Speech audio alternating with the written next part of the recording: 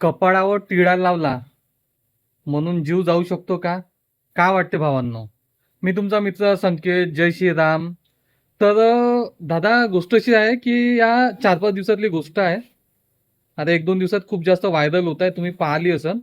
काही काही गोष्ट नाही झाली, फक्त आपण हे कपाळावर जो टिळा लावतो ना, तो टिळा कुठंतरी कोणत्यातरी अज्ञात व्यक्तीला, अज्ञात नाही म्हणतायत, जवळच्याच व्यक्तीला खटकला.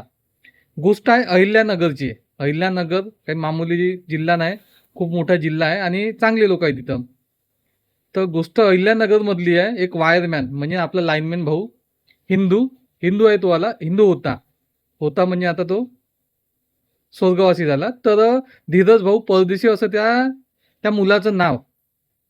वायरमॅनचं काम करायचं म्हणजे लाईनमॅनचं काम करायचं. एका मस्जिदी जवळचं काहीतरी स्ट्रीट लाईटचं काम निघालं. तर भाऊ आणि भाऊचे मित्र तिथं गेले. तर भाऊच्या कपाळावर फक्त टिळा होता, कारण की बाकी लोक दुसऱ्या समाजाचे होते आणि एकटा हा धीरज भाऊ हिंदू समाजाचा होता आणि भाऊच्या कपाळावर टिळा होता. आता खरंच सांगा, टिळा लावणं किंवा रुद्राक्षाची माळ, मी तर नाही घालत, पण रुद्राक्षाची माळ घालणं किंवा डोक्यावर आपली गांधी टोपी जे राहते किंवा संतांची टोपी जे म्हणतो ते घालणं, यात गुन्हा काय? असं कोणतं आपण दुसऱ्या धर्माची कमीपणा करून राहिलो? आपण आपल्या धर्माची जर गोष्ट जर घालत आहोत, यात कमीपणा काय? किंवा दुसऱ्या धर्माचं कुठं कमीपणा दिसत आहे? तर एक साधा टिळा लावला म्हणून त्या समाजातल्या लोकांनी भाऊले जवळजवळ 15-20 लोकांना लोखंडाच्या किंवा लाकडाच्या रॉडनं एवढं बेदम मारलं की हॉस्पिटलमध्ये भाऊ पोहोचला आणि पोहोचल्याबरोबर भाऊचा जागीच मृत्यू झाला. विचार करण्यासारखी गोष्ट आहे की आपण सर्व धर्म समभाव, भाईचारा दाखवत आहोत किंवा सगळ्या लोकांसोबत चांगलं राहत आहोत. सुखद कुठं आहे आपलं? आपण भारत माझा देश म्हणतो, सारे भारतीय माझे बांधव आहे म्हणतो, आणि आपल्याच एका हिंदू बांधवांना जर साध्या एका टिळ्यासाठी जर कोणी जर एवढं मारत असन, एवढं बेधूम मारत असन आणि त्याचा जीव जात असन, तर या गोष्टीचा विचार करण्यासारखी गोष्ट आहे की खरंच हे सगळे बांधव आपले भाऊ असू शकते का? कारण की भाऊ भावाला मारू नाही शकत आणि त्या टिळ्यासाठी तर नाहीच मारू शकत. ठीक आहे, गलती झाली त्याच्यात, चुकी झाली, त्याच्याकडून काही चुकलं आणि चुकी इतकी मोठी झाली तर त्याचा जीव घेतला, ती गोष्ट नंतरची आहे. पण एका साध्या टिळ्यासाठी जर असं होत असन तर भाऊ, विचार करण्यासारखी गोष्ट आहे. गोष्ट खूप बेकार झाली. पण या गोष्टीचा नक्की एकदा विचार करा तुम्ही, का आपण जे सगळ्यांना आपले भाऊ भाऊ म्हणतो तर ते खरंच भाऊ आहे का?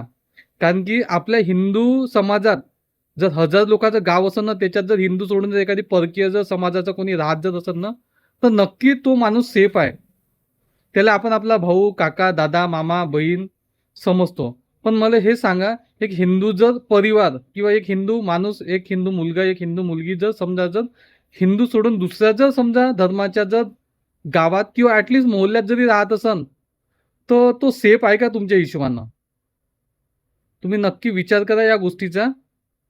आणि काही चुकलं असेल तर माफ करा, पण खरंच एकदा विचार करा की आपण सगळ्यांना भाऊ भाऊ म्हणतो किंवा भाईचारा दाखवतो, हे भाईचारा कुठपर्यंत बरोबर आहे?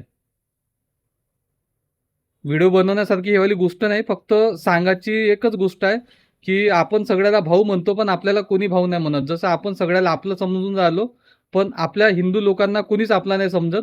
बाकी परप्रांतीय किंवा पर धर्माचे लोक ते बरोबर आपले धर्म धरून चालते आणि आपण आपले धर्म धरून चालत नाही. तर एकदा थोडंसं कट्टर हिंदू बना आणि हिंदूच्या हिशोबानं विचार करा की हे जे गोष्ट घडली हे चुकली की बरोबर आहे. जय श्रीराम. अंत्यविधी मी तिथंच करणार आहे, नाही तर मी माझ्या नवऱ्याची अंत्यविधी करणार नाही. हीच माझी प्रशासनाकडे मागणी आहे. आणि माझ्या नवऱ्याची काहीच चुकी नव्हती. चुकी काय म्हणून तर फक्त भगवा टिळा लावला. हिंदू आहे माझा नवरा, ही चुकी आहे आमची. माझा नवरा हिंदू आहे आणि मला हिंदू लोकांकडून न्याय पाहिजे. न्यायासाठी मी वाट बघते कालपासून. आरोपींनी अटक केली. माझ्या नवऱ्याचा जीव गेला. जीव जाणं ही सोपी गोष्ट नाहीये. जसं त्यांनी ज्या व्यक्तींनी, ज्या आरोपींनी म्हटलं होतं आज इसको मार डालेंगे, त्या पद्धतीनेच माझ्या नवऱ्याच्या डोक्यावर मारलेलं आहे. नेणारा पण मुसलमान होता आणि मारणारा पण मुसलमानच होता आणि त्यांच्या खास करून कब्रस्तानमध्ये नेऊन त्यांनी मारलेलं आहे. माझ्या नवऱ्याला जिथं मारलं, माझ्या नवऱ्याची अंत्यविधी मी तिथंच करणार आहे, नाही तर मी माझ्या नवऱ्याची अंत्यविधी करणार नाही. हीच माझी प्रशासनाकडे मागणी आहे.